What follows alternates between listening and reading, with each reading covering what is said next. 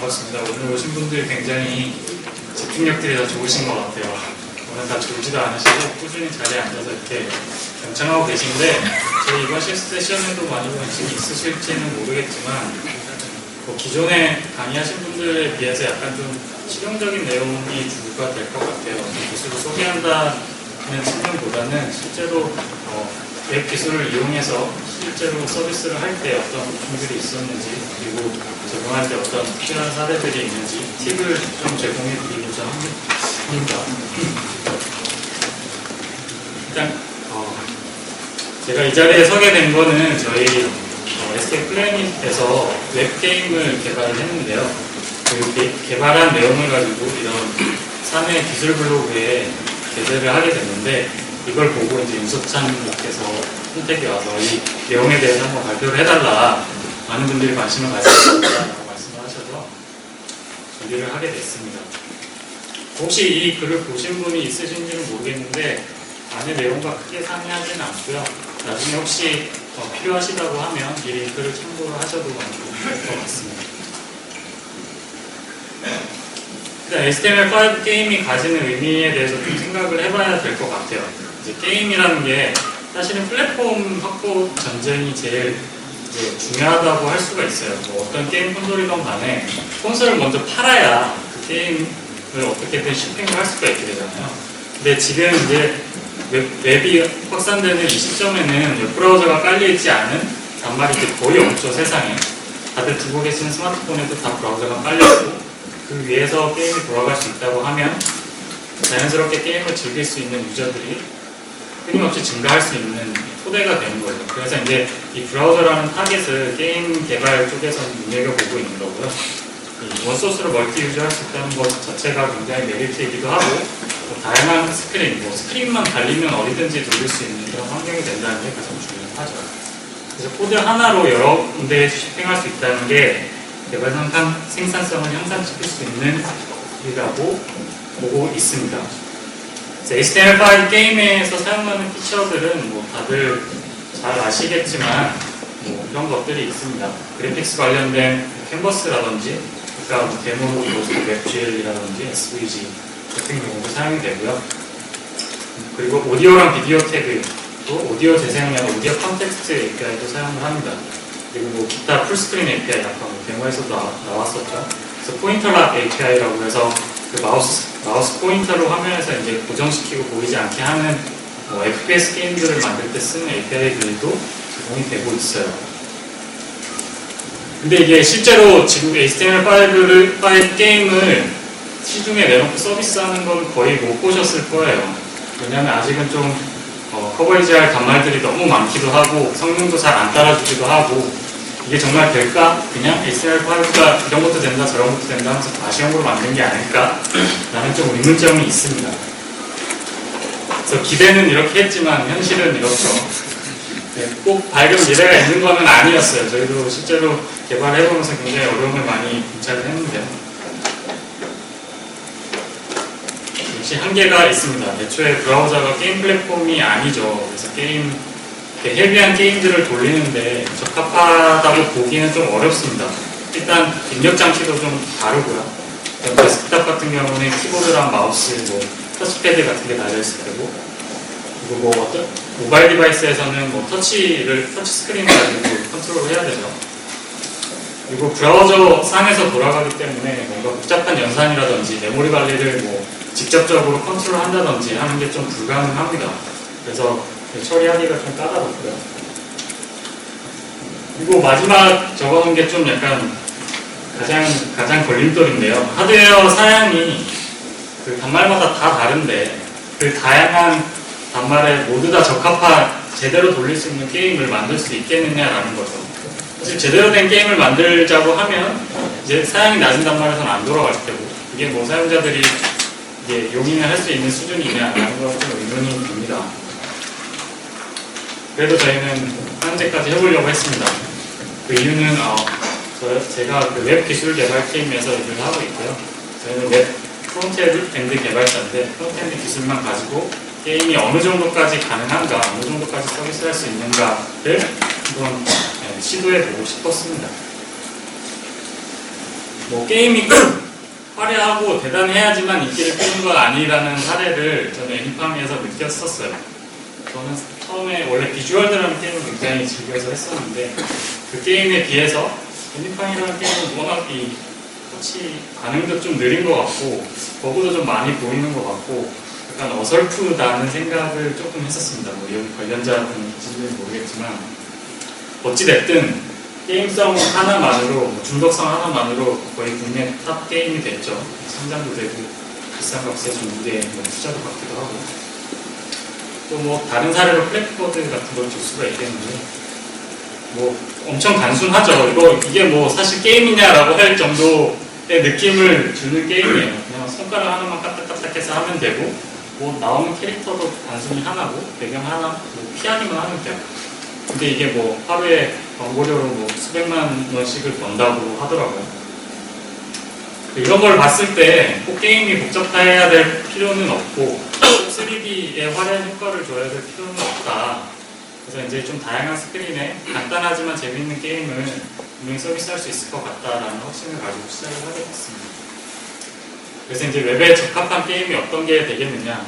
사실 웹에 적합한 게임이라고 했지만 저희는 웹 서비스 대상으로 하진 않았고 모바일 웹 서비스를 대상으로 했어요. 그리고 다른 앱에 shipping되는 형태로 앱 안에 웹뷰 안에 들어있는 브라우저를 통해서 게임을 제공하고자 했습니다. 그래서 고안을 했던 게 이제 게임이 일단은 쉬워야 되고 버튼을 많이 쓰지 않아야 되고 그리고 게임 자체의 게임성으로 승부하기보다는 여러 다른 요소들 브랜드와 접목시킨다든지 아니면 뭔가 고객에게 리워드를 준다든지 그런 쪽으로 약간 포커싱을 했습니다. 그러다가 발견했던 게임이 이거였어요. 이게 오픈소스로 공개되어 있는 게임이고요. 다들 뭐 남자분들이라면 80년대 오락시간 한 번씩 다 해보셨을 텐데 갤러그라는 게임의 디자인을 입혀서 사실 갤러그랑은 조금 다른 게임인데 이제 검색해서 해보시면 비슷한 형태의 게임을 구현할 수 있다는 것을 보실 수가 있어요.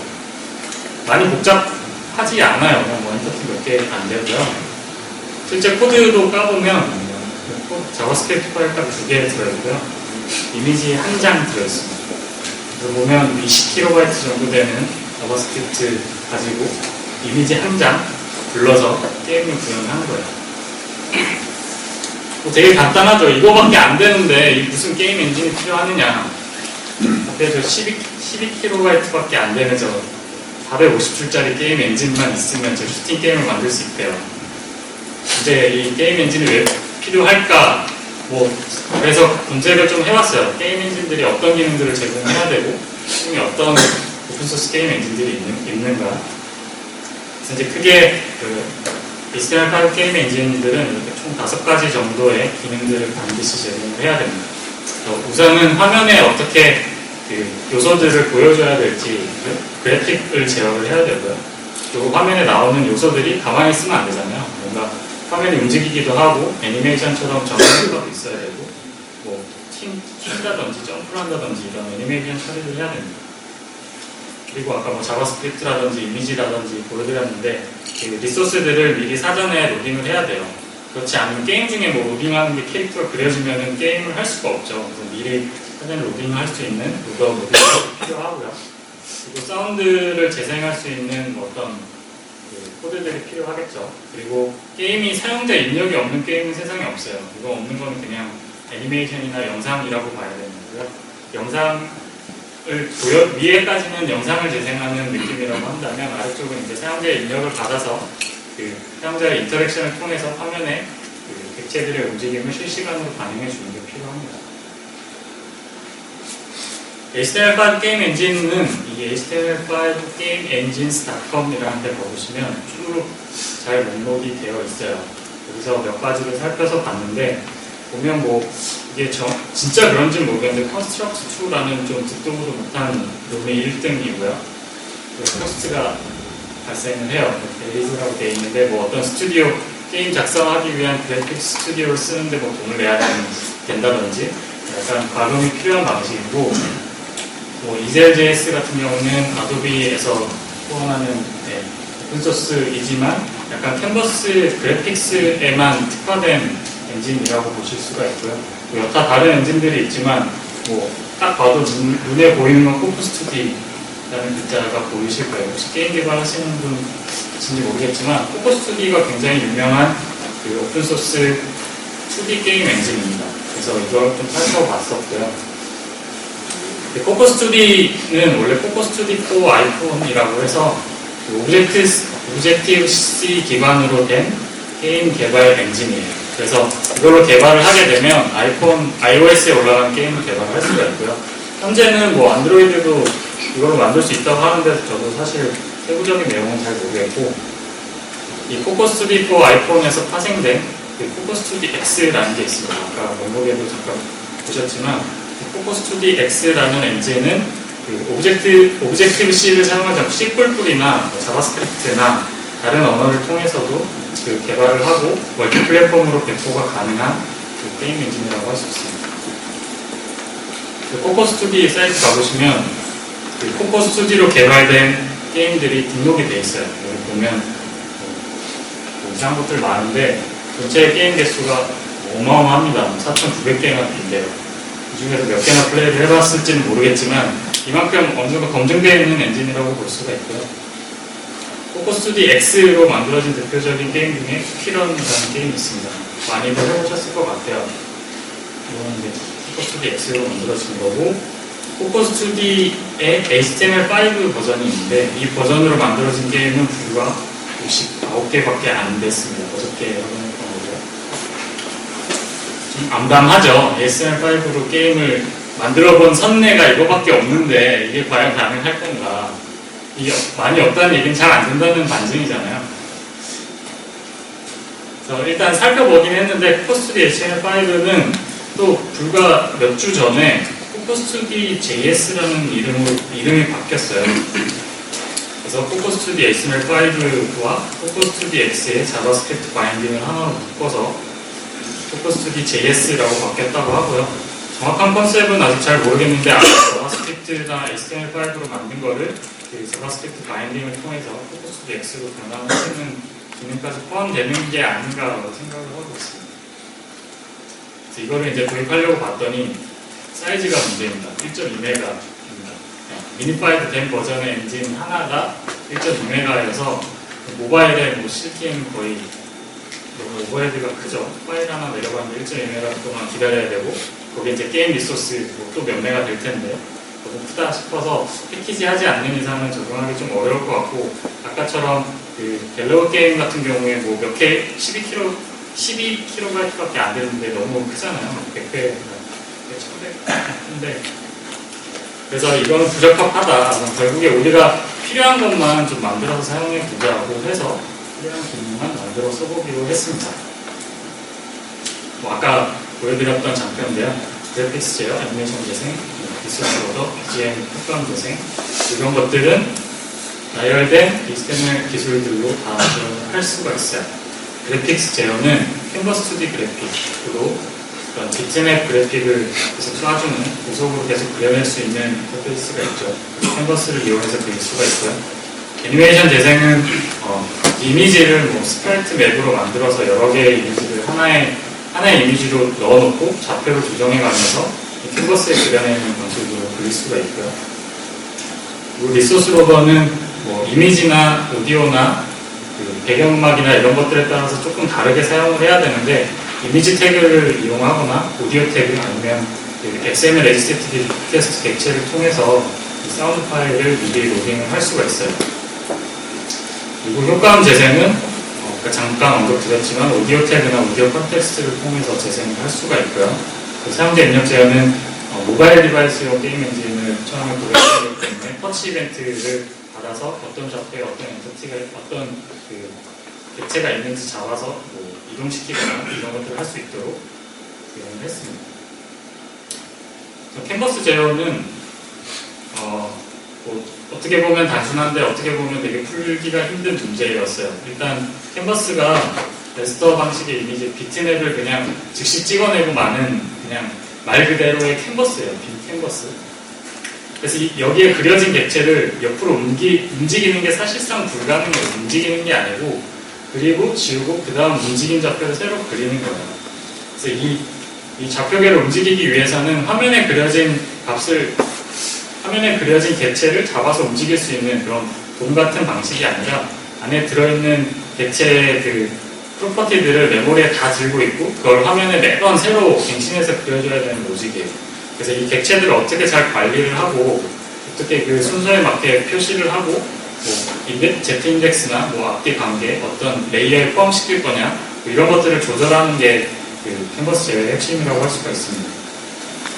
그리고 화면에 그려내는 이 캔버스 드로잉 성능이 사실 그 저사양 단말 특히 뭐 모바일 단말 갤럭시 S라든지 뭐 예전 뭐 3, 4년 전에 출시된 단말에서는 이 성능이 확보가 안 돼요. 사실 그냥 네모난 박스만 줄기차게 그려내도 부드럽게 이제 재생이 되면 뭐 보통 60fps를 기준으로 두는데 거기까지 재생이 안 되고 아무리 단순하게 그려도 뭐 한 15fps에서 20fps밖에 안 나와서 화면에 이렇게 뚝뚝 끊기게 보이게 되거나 아니면 게임 자체의 진행이 굉장히 느리게 진행될 수밖에 없어요. 그래서 어떻게 캔버스를 빨리 그려내느냐가 게임 성능의 키포인트라고 할 수 있는데 이건 사실 단말에 종속된 점이기 때문에 약간 좀 감안하고 가야 될 문제점입니다.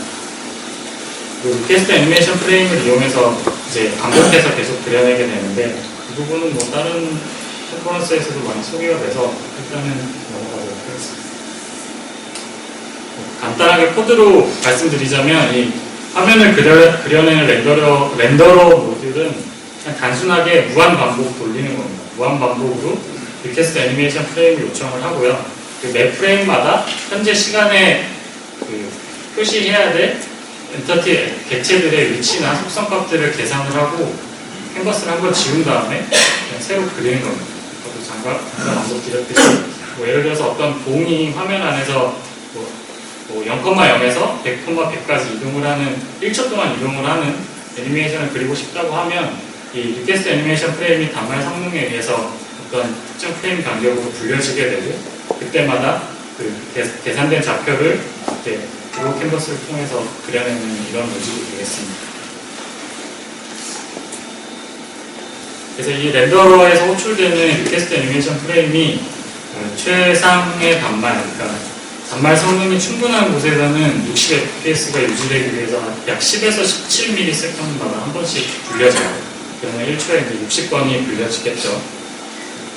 이상적일 때인데 느린 단말에서는 이게 유지가 안 되고 약간 유동적으로 움직이기도 하고 특정 프레임의 연산량이 많아지면 이전 프레임하고 간격이 좀 더 벌어지게 되죠. 이 렌더러가 이제 그려야 될 것들이 이전에 이제 프레임마다 그 위치 좌표나 속성을 계산하고 새로 그려준다고 했는데 그려줄 이제 객체들을 어떻게 관리할 거냐라는 컨셉을 이렇게 크게 3개 정도로 나눠볼 수가 있는데요. 일단 그 장면이라는 씬을 하나 두고요. 그리고 보드라는 레이어 개념을 하나 두고 그 안에 들어갈 그 최소 단위 객체를 엔터티라고 둔 다음에 그 게임 내 장면들을 뭐 구성을 합니다. 잠시 후에 차트로 좀 더 보여드릴 텐데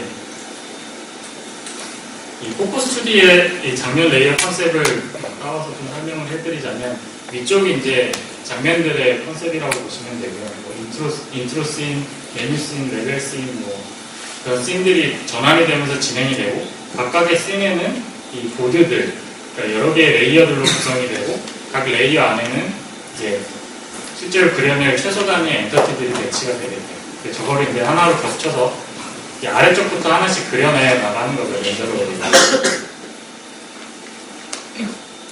그래서 렌더러는 처음 불려져서 시작되는 시점부터 이제 현재 진행되는 시점까지의 시간을 계속 가지고 있고요. 그 시간을 자꾸 보드에게 전달해 줌으로써 보드 안에 있는 객체들이 현재 시간을 가지게 되고 그 시간에 의한 좌표값들을 계산을 하고 그려내주게 되는 거죠. 그래서 지금 코드를 뭐 간단하게 보여드리면 이 보드에서 인트로 보드라는 걸 하나 만들고 그 보드 안에 인트로 씬이라는 거를 만들고 그 안에 인트로 보드를 집어넣고요.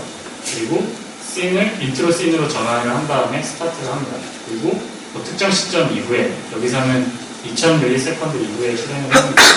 뭐 실제 게임에서는 뭐 시작 버튼 눌렀을 때 정도가 될 수가 있겠죠. 시작 버튼을 누르면 플레이보드를 만들고 그 플레이 씬에 플레이보드를 넣은 다음에 수 있는 플레이 스인으로 바꾸면 그 안에 플레이 보드 안에 있는 엔터티들이 쭈루룩 이제 애니메이션이 돼서 화면에 찍히게 되는 거죠. 이런 컨셉으로 구성이 되어 있고요. 이제 각각의 엔터티들을 움직일 때는 이런 그 엔터티의 어떤 이미지를 맵핑하거나 이미지의 그 프레임을 맵핑을 해서 시간의 흐름에 따라서 그 엔터티가 애니메이션 효과를 주고 전환되는 것처럼 보여지게 합니다. 간단한 뭐 예제로 그 스프라이트 이미지가 왼쪽에 이런 슈퍼마리오 같은 경우에 이런 스프라이트 이미지들을 가질 수가 있고요. 그 중에서 하나 이제 뽑아내서 보자면 저 별이 왼쪽으로 이렇게 회전하는 스프라이트 애니메이션을 구현하려면 뭐 특정 시점마다 저 프레임을 전환해서 바꿔쳐주면 되는 거잖아요. 그래서 아래쪽에 코드로 잠깐 설명을 해놨는데 스프라이트를 통해서 스타 로테이션이라는 스프라이트를 생성을 하고 이 값들을 속성들을 부여를 하고요. 1500ms 동안 8개의 프레임을 루프를 통해서 재생을 하고 이 재생할 순서는 0번 프레임, 1번 프레임, 3번 프레임, 4번 프레임, 5번, 6번, 7번, 다시 0번 이런 식으로 해서 계속 돌아가도록 한 번 돌고 1.5초 동안 한 번 돌고 1초 동안 쉬고 이걸 반복해서 계속 돌도록 구현을 했습니다.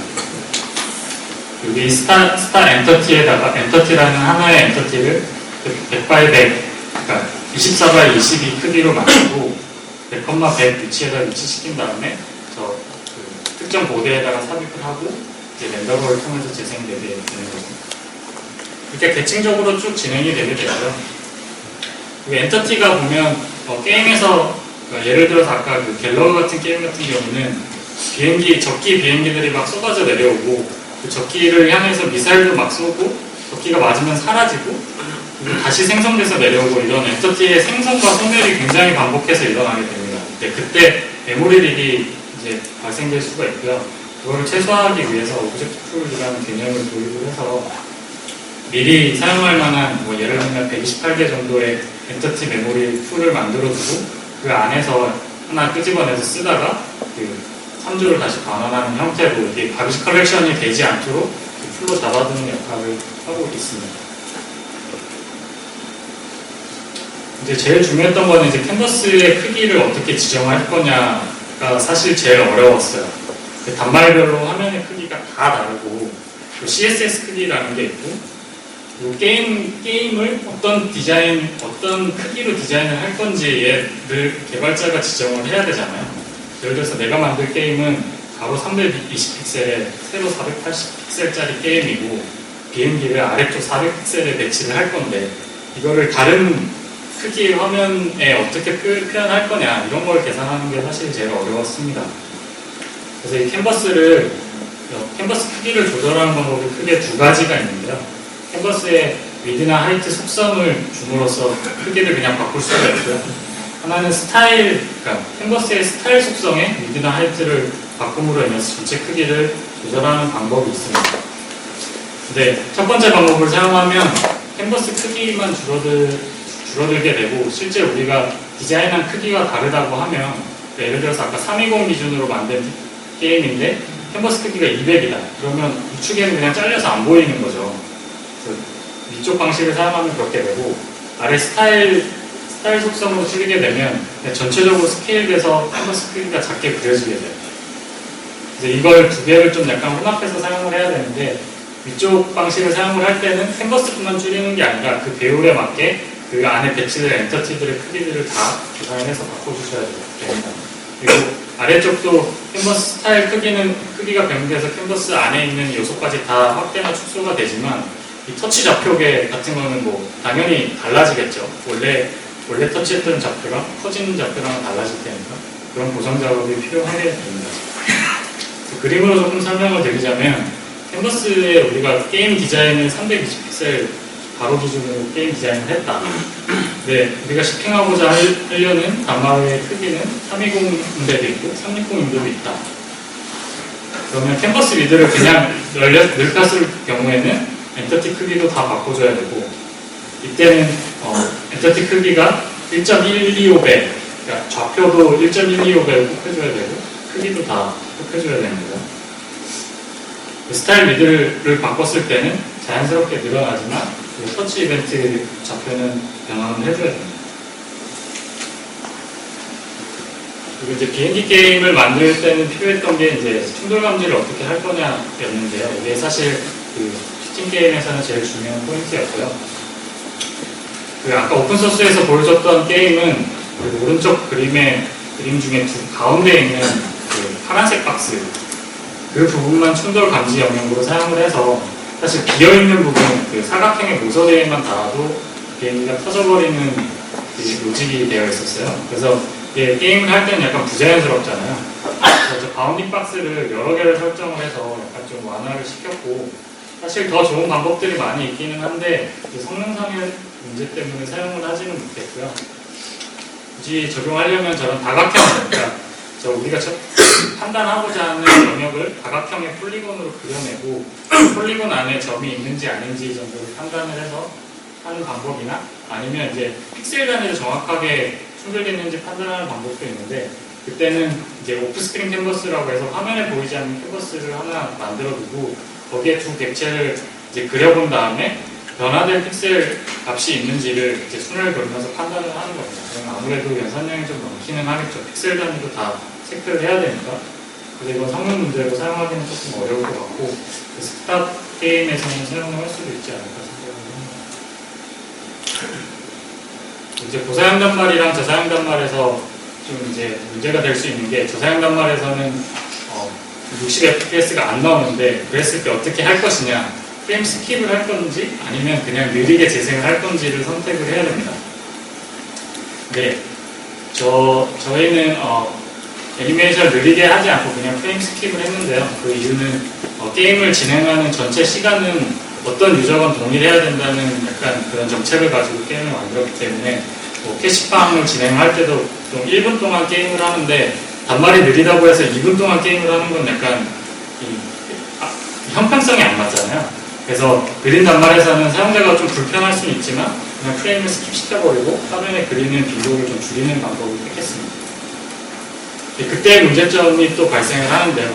프레임을 스킵해서 그리지 않으면 뭔가 겹쳐졌을 때 판단해야 될 로직들이 약간 생략이 되면서 제대로 표시를 할 수가 없게 되는 거죠. 예를 들어서 비행기를 옆으로 싹 옮겼는데 프레임 스킵돼서 갑자기 여기서 이쪽으로 점프해서 뛰어버린 거죠. 그러면 총알이 맞았어야 될 타이밍인데 그냥 뚫고 지나가 버리는 경우가 생겨요. 그래서 사이에 이제 시간을 팩터로 사이에 이제 인터폴레이션을 해야 될 수도 있고 저희는 그냥 간단하게 단순하게 비행기를 자기 너비 이상은 한 프레임에서 이동하지 못하도록 단순하게 좀 막기는 했었고요. 뭐 이런 식으로 좀 고려는 필요합니다. 이제 게임에 따라서 좀 달라질 수는 있을 것 같아요. 그리고 이제 고해상도 지원인데요. IDPI에 지원하기 위해서는 아까도 약간 이미지 소스셋 같은 속성을 사용할 수 있다고 했는데 이 캔버스 내에서도 약간 적용하는 방법이 있습니다. 저희도 이번에 처음 알게 된 건데 CSS 해상도와 이 캔버스가 그려내는 물리적인 해상도가 다르기 때문에 디바이스 픽셀 레이시오나 캔버스의 컨텍스트에 있는 패킹 스토어 픽셀 레이시오라는 값을 이용해서 실제로 그 브라우저가 캔버스를 뒤에서 그려낼 때는 어떤 크기로 그려내는지를 알아야 됩니다. 그래서 예를 들면 이 CSS 크기로는 이 윈도우 이너 윗 값을 구하면 이 두 단말이 다르게 생겼지만 사이즈도 다르지만 420픽셀로 똑같다고 나와요. 근데 이제 디바이스 픽셀 레이시오는 왼쪽 단말은 2, 오른쪽 단말은 1.5예요. 그러면 실제로는 480픽셀이 되는 거고요. 480픽셀짜리 이미지를 화면에 찍어야지만 좀 선명하게 보이는 거죠. 그래서 캔버스의 크기도 그 디바이스 픽셀 레이시오에 맞게 계산된 값으로 크게 그리고 그거를 스타일 속성을 이용을 해서 줄여줘야지 고해상도 이미지를 적용을 저희가 할 수가 있습니다. 캔버스에는 이런 식으로 적용을 하시면 되고요. 여기에 효과를 보려면 적어도 디바이스 픽셀 레이시오에 꼭해진 크기의 고해상도 이미지를 사용을 해야지만 이제 깨끗한 이미지를 볼 수가 있고 이거를 이제 게임 리소스를 로딩을 할 때 이 단말이 지금 어떤 해상도의 단말인지를 판단을 하고 다른 이미지를 불러줍니다. 그리고 이제 고해상도를 지원하기 위해서는 게임 디자인 해상도도 어떻게 지정할까를 좀 결정을 해야 돼요. 처음에는 그냥 320에 400 이렇게 지정을 해두고 고해상도는 그냥 곱하기 2, 곱하기 3 해서 쓰면 되겠지라고 생각을 했어요. 그렇게 했는데 처음에는 뭐 이렇게 정수배로 딱 떨어지는 값으로 디자인을 하면 그냥 될 거다라고 계산을 했었는데 그 캔버스 크기만 생각할 게 아니라 캔버스 안에 배치될 엔터티의 크기를 생각을 하셔야 됩니다. 뭐 예를 들어서 캐시팜을 그리는데 안에 그 코인 하나를 45x 40픽셀, 45픽셀로 그린다고 하면 얘를 3분의 2나 3분의 1로 줄였을 때 그러니까 저해상도, 고해상도 기준으로 45일 때 고해상도를 줄이면 이런 3의 배수일 때는 문제가 없지만 예를 들어서 50픽셀짜리를 3분의 2로 나눈다고 하면 이미지 크기가 32.66 픽셀일 수는 없잖아요. 줄여서 그릴 때는 33픽셀이 되고 17픽셀이 될 텐데 이거를 최고 해상도 기준으로 맞추느냐 아니면 최저로 맞추느냐에 따라서 소수점이 반올림돼서 생략돼 버리는 문제가 생겨요. 그것 때문에 이제 그 스프라이트 이미지가 약간 깨지는 문제도 발생을 하고 그렇기 때문에 이 둘 중에 어떤 정책을 선택을 할 건지 잘 고민을 하셔야 될 것 같습니다. 그래서 저희가 뽑아낸 베스트 프랙티스는 고해상도를 지원한다고 하면 가로 기준 720픽셀이나 1080픽셀을 기준으로 게임을 디자인을 하는 게 가장 좋습니다. 720픽셀일 때는 이제 하위, 상위 두 가지의 이미지 셋을 제공을 하는 게 좋고 1080일 때는 총 3벌로도 지원이 가능합니다. 360의 배수인 이유는 국내 안드로이드 단말 이용자 수가 가장 많기 때문이고 사실 여기 파이어폭스 OS 컨퍼런스인데 안드로이드 얘기만 하게 되는 것 같은데 실제 어제 기준으로 저희 OK 캐시팜 사용자 상위 25개의 단말 유저 에이전트를 뽑아왔습니다. 삼성이 도배하고 있고요. 대부분 갤럭시 S3, 4, 노트2 이런 식이고 페이지히트 67,000 중에 10%가 갤럭시 노트2예요. 갤럭시 노트2는 CSS 픽셀 위드 값이 400이고요. 갤럭시 S3가 7%, 8% 정도, 7.5% 정도 되는데 갤럭시 S3가 360픽셀입니다. 대부분 노트류가 400픽셀 그리고 뭐 LG 단말도 마찬가지고 갤럭시 S2 이상은 대부분 360픽셀 여기 기준이고요. 그래서 보면 이제 가장 많은 게 빈도수가 많은 게 360이기 때문에 거기로 디자인하는 게 가장 적합한 것 같고 의외로 여기 컨퍼런스 오시는 분들은 아이폰 유저들이 많으신 것 같은데 아이폰은 0.몇 %고요. 사용자가 굉장히 없더라고요. 사실 아이폰의 그 캔버스 드로잉 성능이 제가 봤을 땐 가장 좋아요. 가장 스무스하게 재생이 되고 실제로 지금 서비스 되고 있는 게임도 가장 사운드도 제대로 지원되고 잘 지원이 되는 편인데 이렇게 이용자가 저한테 좀 아쉽긴 합니다.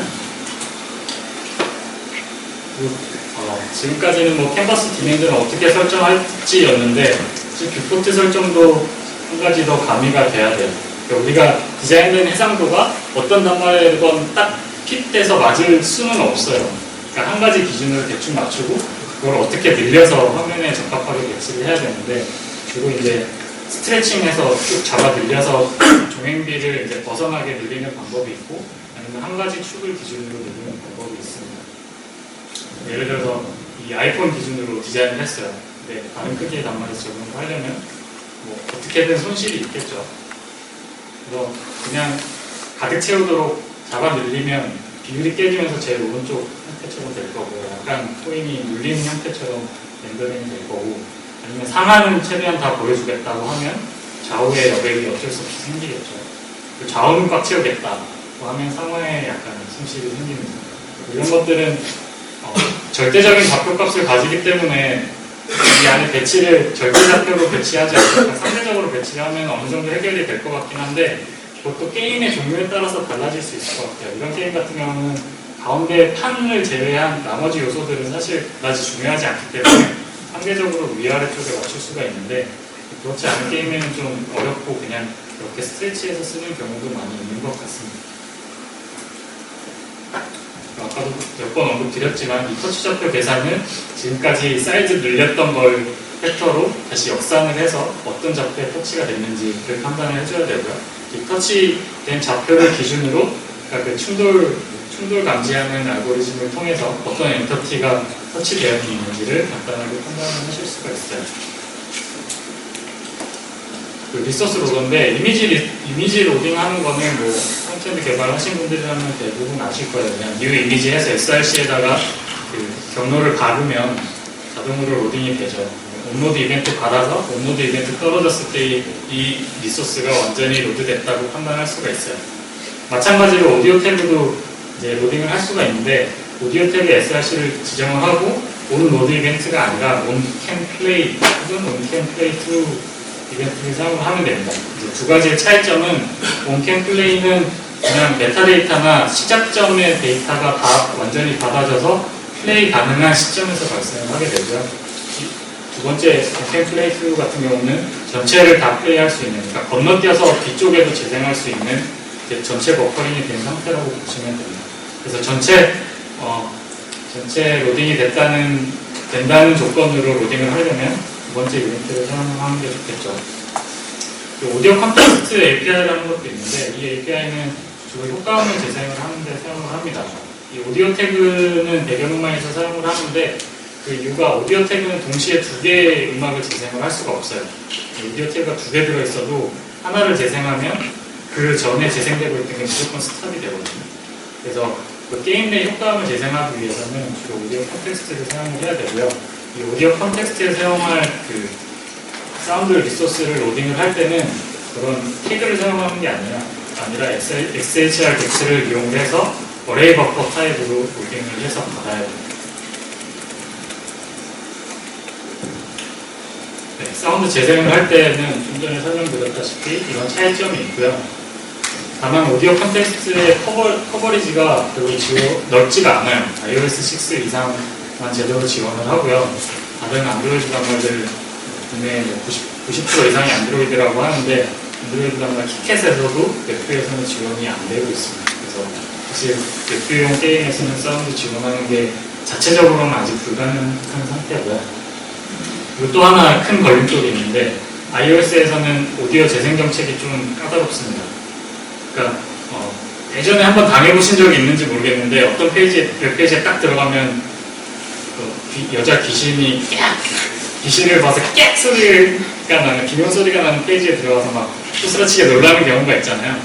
그런 거를 방지하기 위한 건 것 같은데 사용자의 동의 없이 플레이를 절대 하지 않도록 해놨어요. 그래서 사용자가 어떤 특정한 액션, 터치나 클릭을 하기 전에는 어떤 소리도 재생이 안 돼요. 오디오 태그도 안 되고 오디오 컨텍스트도 재생이 안 돼요.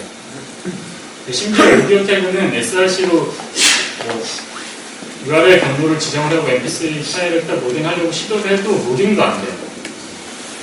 이걸 뭐 어떻게 할 방법이 없죠. 미리 사전에 mp3 파일을 다 로딩을 해놔야 되는데 터치하기 전에는 로딩이 안 되는 거잖아요.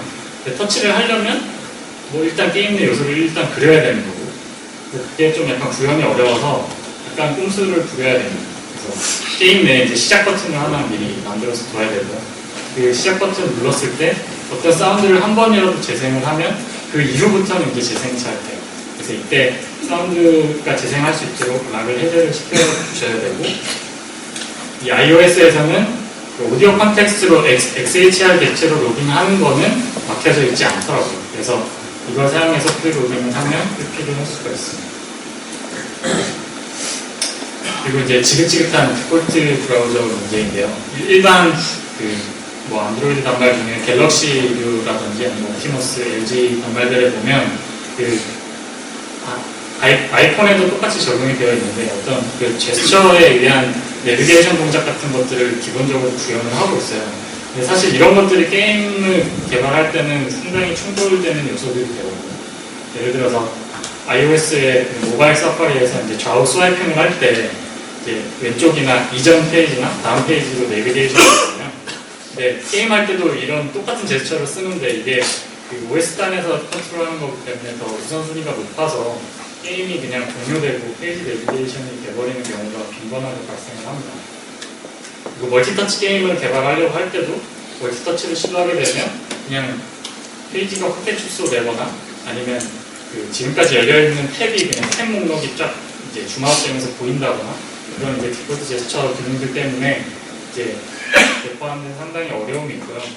결국에는 이걸 방지하기 위해서는 커스텀으로 웹뷰로 싸거나 아니면 아이프레임으로 싸야지만 가능합니다. 아이프레임을 싸도 뭐 피할 수 없는 문제들은 있고요. 그래서 가능한 한 앱으로 만들어서 웹뷰로 싸야지 이걸 해결할 수가 있어요. 굉장히 답답한 현실인데 그 웹뷰를 사용하면 또 일반 브라우저보다 캔버스 성능이 좀 느려지는 현상들도 있거든요. 그리고 이제 스펙 커버리지 문제도 좀 있는데 HTML5 스펙들 굉장히 뭐 화려하고 재밌는 기능들이 많은데 사실 또 쓰려고 하다 보니 쓸 수 있는 게 많지 않죠. 결국에 이제 피처 디텍션을 해서 이 기능이 구현되어 있으면 써야지라고 했는데 막상 구현을 해놨는데 제대로 구현이 안 돼서 에러가 난다든지 그런 경우에는 결국에 그 브라우저 유저 에이전트를 스니핑을 해서 이 브라우저에서는 그냥 지원 안 하는 쪽으로 빼버리는 공기처리를 해야 되는 불편함이 있습니다. 그 캔버스 드로잉 성능 문제인데요. 안드로이드 저 낮은 버전에서는 이제 캔버스 드로잉 성능이 너무 안 나오기 때문에 커스텀 웹뷰를 사용을 할 필요가 있습니다. 통계를 테스트 캔버스를 쓴다든지 아니면 저희 회사에서는 사내에서 이제 커스텀 웹뷰를 작성을 해서 다행히 쓸 수 있게 됐고 그리고 이걸 이용해서 안드로이드에서 사운드 재생도 적용을 할 예정이에요. 그리고 안드로이드 4.4 티켓이 성능이 굉장히 많이 향상이 됐는데 웹뷰에는 전혀 향상이 안 됐어요.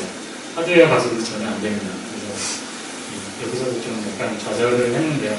그냥 단순하게 클리어렉트하고 드로우렉트만 해도 30fps가 안 나오더라고요. 아무리 사양 좋은 단말이죠. 이거는 어쩔 수 없이 그냥 나가 있는 상태입니다. 그래서 최신 단말 가지고 있는데 왜 이렇게 느리냐라고 말씀하셔도 뭔가 변명의 여지가 없어요. 그래서 이제 마지막으로 뭐 홍보하러 온 건 아닌데 지금 서비스하고 있는 그 OK 캐시팡이라는 게 OK 캐시백 앱 내에서 이벤트성으로 제공이 되고 있고요. 여기서 데모를 보여드리면 좋겠는데 약간 환경 문제도 있고 해서 일단 생략을 했고 관심이 있으시면 한번 접속해서 플레이 해보시는 것도 좋겠습니다. 네, 접속하시는 방법은 뭐 일로 접속하시면 앱 다운 받으실 수 있고 아니면 앱이 깔려 있으시면 바로 게임 쪽으로 연동이 되겠습니다. 앞으로 계획은 뭐 게임 엔진 아까 말씀드린 내용으로 개발을 했는데 사실 아직 오픈은 하지는 못한 상태예요. 사실 회사에서 오픈소스 관련된 정책이 아직 수립이 되어 있지 않은 상태에서 그리고 어떤 식으로 나가야 될지 저희가 좀 풀어나가야 되는 방법이고 그리고 캔버스 드로잉을 가능한 최적화하는 게 제일 목표고 그리고 아직 적용한 게임이 많지 않기 때문에 게임 엔진 자체로서의 기능이 상당히 부족한 상태입니다.